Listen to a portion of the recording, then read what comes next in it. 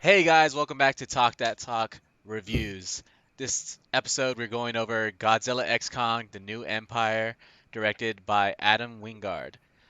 Returning cast of Rebecca Hall, Brian Tyree Henry, Kaylee Hoddle, and new cast of Dan Stevens and Alex Ferns. What did we think of this movie, guys? Overall, I think pretty solid. I think this was a very well put together movie for this franchise in general as a whole.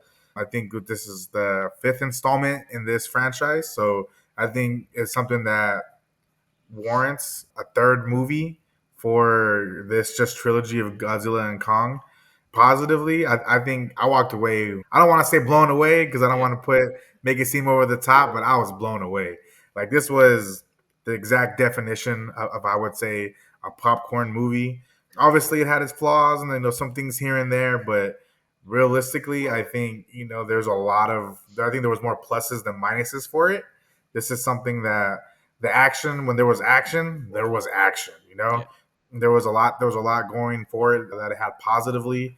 The characters that they introduced in this movie with the Scar King and yeah. Shimu, I think was also had some good kind of hit back in the backstory for it, like saying that was the cause for the last ice age. But overall, I would say I think it was a pretty well put together movie. Yeah, my thoughts exactly. Like you said, fifth installment in the MonsterVerse franchise. The MonsterVerse has been going crazy since 2014.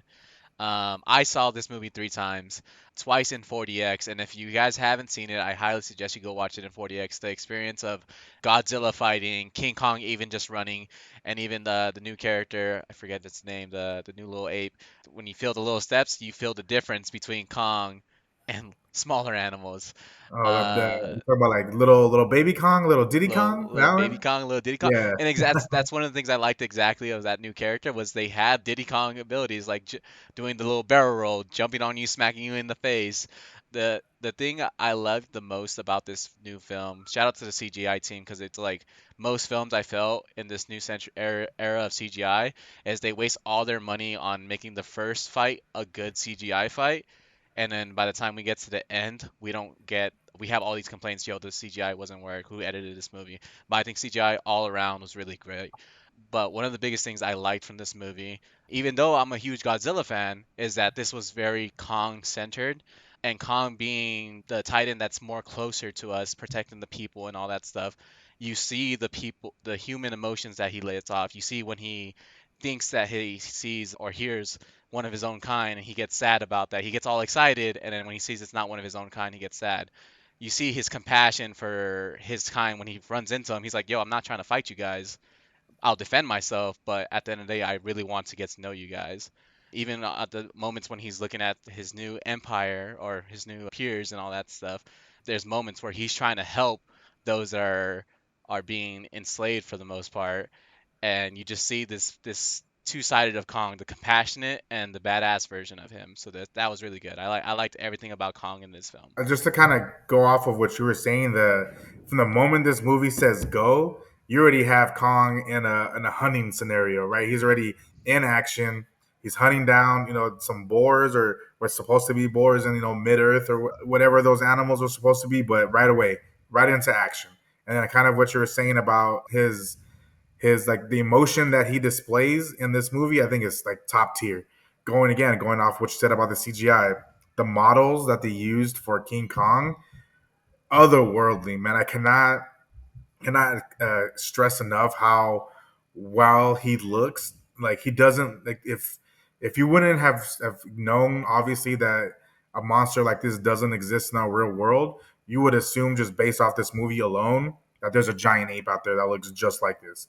Like it's very realistic. The Yeah, the hair, the fur, whatever you want to call it, the way it moves on the body, the fact that he has a gray beard now, like you can tell he's getting older. yep, Just CGI on it was just for someone who has gone to school for that kind of field. That's where I have my bachelor's degree in. That the way they're able to integrate it into the background, the way he's able to interact with the human characters, all top notch. Everything about it. I think that was the first takeaway that I had from the movie overall when I started thinking about it was how well put together the CGI was. There were some things I'll kind of get into later, kind of with Godzilla when we go over, the what kind of went didn't go well for the movie, but overall, all the models for every single character that's in here great. Like just the way they're animated, the way they're integrated, all of it, the CGI was perfect. And then they kind of hit on when we get introduced to, I'm gonna call him Diddy Kong. I don't remember his name, but for the all intents and purposes of the moving forward, Diddy Kong, the way they introduce him, and it's like, oh, it was great. The Kong sees him, he's like kind of taken back that he sees another ape, goes to interact with him, tries to extend his hand, a little olive branch, and the Yeah. dude right away was like, nah, like we're here to take you down, dude. Like, no, you're not. We don't know you. We don't want to know you. It's I'm bucking right now, right? Like I'm here to lay something down. And then when the other apes that he's with go and they start fighting Kong, and then he starts using them as a weapon to hit the other apes with, Dude, bro, that was that was hilarious. hilarious. Dude. That was I don't think I've laughed like that in a movie in a minute. Like it was pretty funny. But and then also I think with what else really worked here with that, I think the director really sold the movie on was anytime, like, well, you mentioned it, right? So this movie is more Kong centric. So a lot of the story beats kind of go through Kong. But anytime there's a lull, I guess I don't want to say lull, but anytime he kind of meets that arc of that act, it gets automatically shifted over to Godzilla. So you automatically see him fighting in, I think it was Rome with that crab leg monster. Yep. So right away, boom, so Kong, kind of going up and down. He did that little hunt. Boom, transition to Godzilla. Automatically, are already in a fight. He goes through, saves that city, beats that monster. Back to Kong, and then boom, now he's attacking Diddy Kong and the other apes. And then when that kind of meets its toll, kind of goes through, back to Godzilla because he's hunting down that other monster that's fully radioactive and just building himself up. So I Yep. think I felt the pacing of it was great. There was a lot of good, just the action in this movie. I think was just top notch, top tier, all the way around. Yeah, yeah. That's one of the thing. One of the last things I'm going to say about the pros about this movie was the new characters that they introduced. As you mentioned, the crab titan that was brought in Monster King of the Monsters. Saw a lot of the titans, but we didn't really get any action from them. But we saw some of those monsters come back, and Godzilla's being that alpha that he is on the surface world. He's overpowered. He's just out there putting hands, and when the hands don't work, he brings out his freaking fire radioactive breath, right? But I think the biggest thing that I could take away from this was like the introduction of new. I really liked Trapper. I liked his charm. I liked his ability to say, "Hey, people die, man," and he gave him a hug, and like I was like, dude, that was one of the funniest moments in the movie, where like this, like, are you guys not gonna react for this? Like, and they're just acting, hey, life happens, man. He's so zen about it. And then I looked it up right now so we don't get flamed in the comment section. It's Suko. So for all my Super. Avatar: Last Airbender fans, right? Relationship between him and Kong from the beginning to the end, where like at first it's like, I don't know you, bro. Stop trying to talk to me, and he bites him and he runs away. To the fight scene right after that, to him trying to get away from Kong and make him fight another Titan in a Hollow Earth. And even when they get to where all the enslavement's happening, right? He's all like, "Wait, Kong, like, I know you the guy, but right now you're not the guy." He's trying to warn him. To even the fight scene where he sees Kong step up for him, he's like, "Yo, bro, like, get out of here." And then he saves them, and you see that relationship build, and you see this character, this new character that the director threw at us, and they didn't wash him away. They didn't just give us hints of him. They literally progressed this character for hopefully the next installment in the Godzilla X Kong series. So that's one of the biggest pros, I think. CGI, character development, all around fight scenes. Those WWE moves that we all like seeing, the destruction of an actual kaiju versus kaiju fight. Not this, oh, I'm trying to protect the humans. Like, I get it. We all love humans. We all want to see that heartwarm, oh, they saved each other. No, I want to see kaiju fights. I want to see no holds bar. Well, a little bit holds bar for Kong, but other than that, I want to see Godzilla just destroy everything. Yeah, it was. Except just to kind of reinforce that that sentiment of that the action and the way everything is kind of pieced together from the beginning. Like you can tell, like, okay, as soon as we're in Drive, we're in Drive. When they first introduced the Scar King, and Kong kind of fights him, or when like you said, when they kind of show the other apes, gets there, starts kind of fighting the other, or not fighting, but like I said, the worker ape was kind of not doing what he was supposed to. So there's another ape that kind of like kind of beating him up a little bit. So then Kong stops it, kind of protects him, and that's when the Scar King comes out. When they introduced the Scar King, I like how the other apes were like bowing down or started to bow to him, and then Kong was like, "What are you fools doing? Like, what's going on right now? Like, what the heck? Like this is like to quote, Killmonger from Black Panther. He was like, "This is your king, like this guy." I think Kong kind of had the upper hand until the Scar King, showed up the card that was up his sleeve, which was it Shimu. this Shimu. Shimu. And Yeah. so Shimu comes out, they block the lava, she comes out and then basically freezes his hand off pretty much, more or less. And that's when like the tides turn. But before that, I think Kong, like, kind of, if it was been a straight 1-to-1 fist fight, that ground and pound, I think Kong would have had it for sure. And then Yep. another highlight for me, I think, when they first, well, obviously when Kong, does fights the Scar King, his hand gets frozen. They go, kind of goes back with the humans. They fit him out for that Infinity Gauntlet that he has. And then Diddy Kong, he goes over there and is like, "Hey, like we gotta get out of here. Let's go." So then Kong was like, "Damn, like if it's them two versus me, even with this new, an enhancement, I'm not gonna be able to take him." I was like, "I gotta go get Godzilla." So then, Yeah. when he goes up and then he just yells to like announce his presence, and then Godzilla was like, "Oh, I know you ain't on my turf right now, bro. Like I know that you ain't on my this side of Bro, the we had a woods." deal. We had a deal. Like Yeah, I'm up here, you you on down there. the wrong side of the tracks, my boy. Yeah. So then obviously he goes over there face to face, and then what I really liked too was when Godzilla started charging him. Kong was like, yo, like I'm not here to fight. I'm not here to fight," and then boom, just goes at it anyways. Start fighting each other. But I will say that as big of a Godzilla fan as I am, and as Godzilla stan, he Yeah. got licked up pretty good. Kong licked him up pretty good. Yeah. Kind of knocked him out, started dragging him towards that wormhole to go back. But yeah, it was, I think, all around, seeing those two interactions, like the interactions of them when they finally got together, I think Yeah. was pretty good. So those were all good points to go watch the movie. Everything we liked about the movie. Maybe not everything, but there's a lot of things that are in this movie that we really liked. What are some biggest takeaways as far as like the cons? What did you not like about this movie, or you felt like this movie really missed on? For me, I mean, obviously, there was a couple points in there with like the whole human storyline.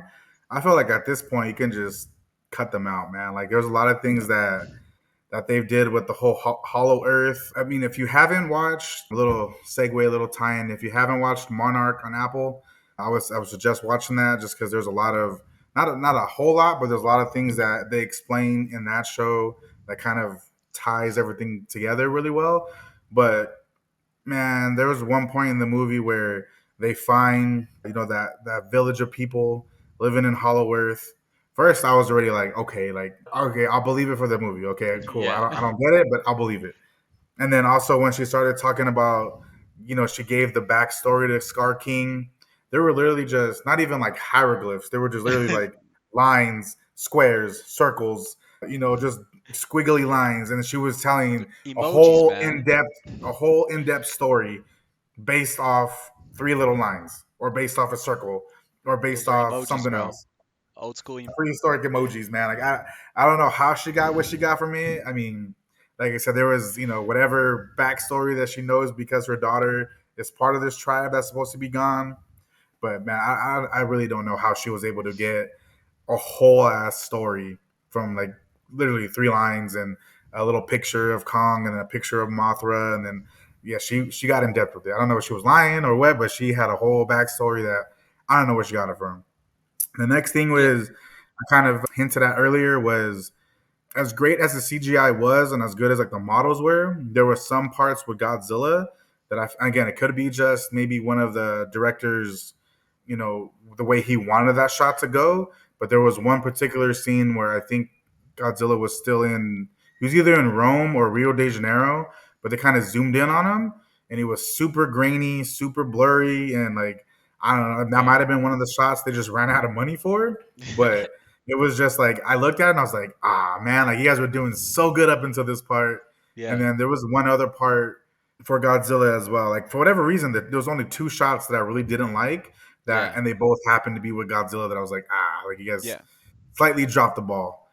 But other than that, I think the only other thing that if I have to pick something, which I feel like is a little nitpicky, that I feel like they should have spent gave us a little more time with the Scar King as opposed to doing all that extra stuff of with the humans. Like I think if you could have taken them out, Yeah. given their screen time to the Scar King, I think it would have been a little better, like a little more fulfilling. Because I felt like he kind of suffers from that villain syndrome of like, okay, here's a big bad. He's supposed to be the biggest bad you've ever Yeah. seen. Oh. Gets introduced, and then boom, he's out immediately. And I'm just like, ah, man. Like he had a cool design. He was, well, Yeah. I think he's supposed to be like an orangutan, I think, or like modeled after some type of orangutan.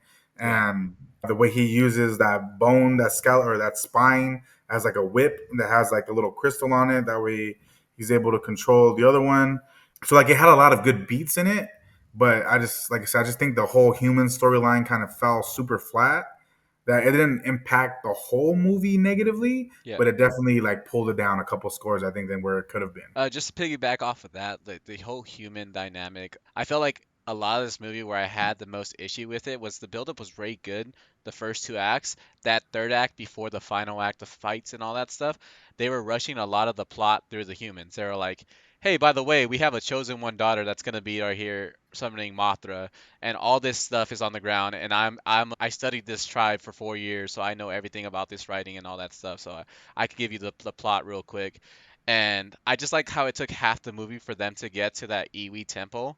And out of nowhere, Trapper could go grab Kong's arm, could go grab the electric birds, like out of convenience so quickly. Like that he has like this fast travel thing, like, and as well as Kong, like when his arm was hurt, it took him like a whole fighting another Titan, sitting down and eating just to get to his tribe, and it seemed like they rushed that into like 10 seconds for him to get out with one arm of the Hollow Earth subterranean area and be able to run back to his hunting ground area.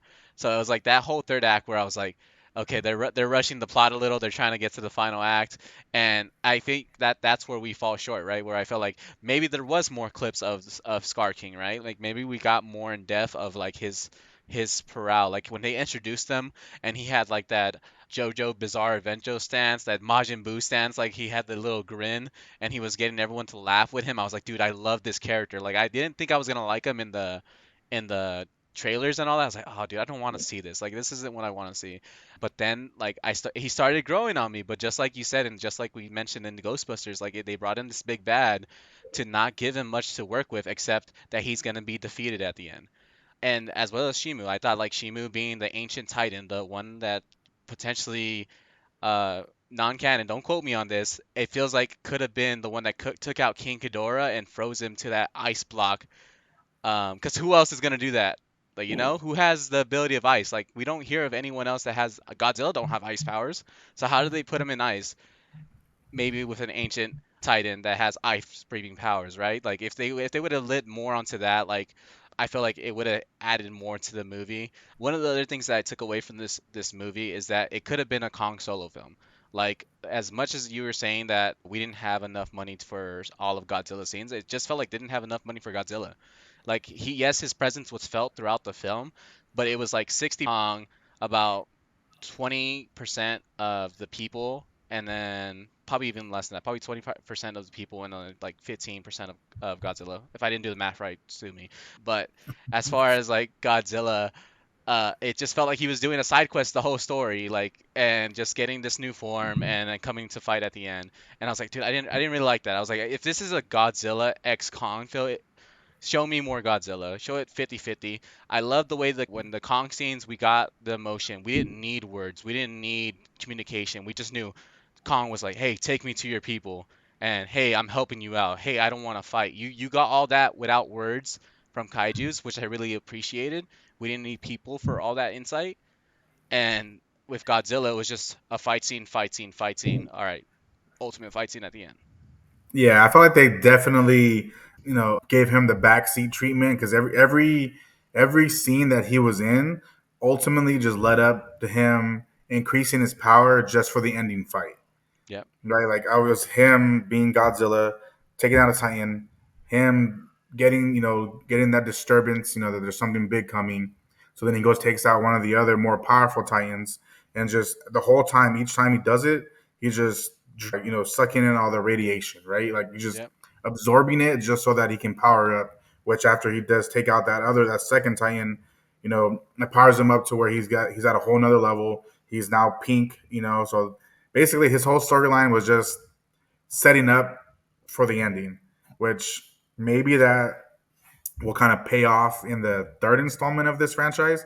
Yeah, Because let's be real, with the amount of money that this just thing made at the box office, which is some north of $80 million on opening weekend, yep, it's for sure getting the third installment of it, right? So I think last time I checked on Rotten Tomatoes was like at 55%. So I think that's still technically fresh. I think when yep, it's above 50, so it's fresh on Rotten Tomatoes. It just raked in half of its filming budget in opening weekend. So, and then with the way it's set up, with the way the action is, I feel like it's gonna have legs. It's gonna carry in the theater that the kids or whoever else that are interested in this type of movie bigger are gonna go kids. back and rewatch it. That rewatchability of it is really good. Yeah, But I'm on yeah, my fourth time, so yeah. See, so like I'm saying, like, and I'm debating on whether I should go see it a second time too. So let's go that watch it again, man. Let's go. yeah, we'll definitely do it. But yeah, like just the whole that the way they put him in the back seat, um, the suspension of disbelief that they try to have us do too much with the human characters, and then like you said, when once everything kind of they were just kind of shoehorning everything in. Okay, Yeah, my daughter is now kind of conveniently the last person of this tribe, and they're waiting for the person from this specific tribe to be specifically from Skull Island. yeah, That one very specific person who I just happen to have is going to release Mothra, who kind of killed it, by the way. Mothra was really good. yep, I forgot to mention that, but Mothra was really good. Kind of they're shoehorned everything. And then I felt like the doctor, if she would have been able to do that disposition dump of like yeah, explaining the Scar King's background, let's say like the first 5-10 minutes of the movie, I think it would have just flowed better instead of kind of just throwing that in the beginning part of that third act, and yep, then all of a sudden now they took the whole first half of that movie to get there, and now they can get to wherever they want in like seconds, yeah, and then boom, now they're in that Titan fight at the end. So yeah. yeah, it was. I felt like that pacing. I felt like the whole human storyline kind of just take it out. You still have pretty much the same movie, and it'd probably be better. Yeah, it was definitely like the third act of convenience, but again, just to piggyback on that humans storyline, we shed a light on it in Ghostbusters, but like some characters, they'll give them like a good enough like beginning or tell us their problem, and they won't really deliver at the end. Like one of the biggest ones that I took away was Bernie. They brought back the character. He's really funny. I like his persona. He's always nervous. Like he was like, dude, no one believes me. And that's one of his biggest things about going to Hollow Earth. No one believed him. And then finally he's recording and all that stuff and trying to get a good take and just experiencing all this new environment. And then Trapper tells him, hey, man, this is really beautiful. This is rare. What do you think is going to happen to a society like this if you show people that they can be down here? And it's just a shot at humanity, right? Like every special society that we had coming to the West, down there in Africa, even the ostriches, in Australia, like we tend to have this thing where we see something nice and we end up ruining it by trying to make it ours. So that's Yeah, what he was shining on. But at the end of the story, we don't really get much of what Bernie's gonna do. Is he gonna release the tape to show that he has proof? Is he gonna go about his life and not show it? And he's like, hey, at least you guys know I'm a hero and I saved the world. Not once, but now twice. You get me? yeah, We never got the end of that storyline. I'm like, you guys just pushed that to the side. You had a good moment between Trapper, who's one of my favorite characters in this new Empire movie, but like as far as that, it just out of like what's going on. Like I feel like they pushed the human storyline to the side, which I didn't mind so much, but it was just like, why have it there if you're not going yeah, to complete the sequence? But yeah, so as far as more kaiju fights in the next one, less humans. Like if anything, put one human in there, and if it's Gia or just Bernie, I could appreciate that. yeah. But I really hope the next movie is more kaiju fights.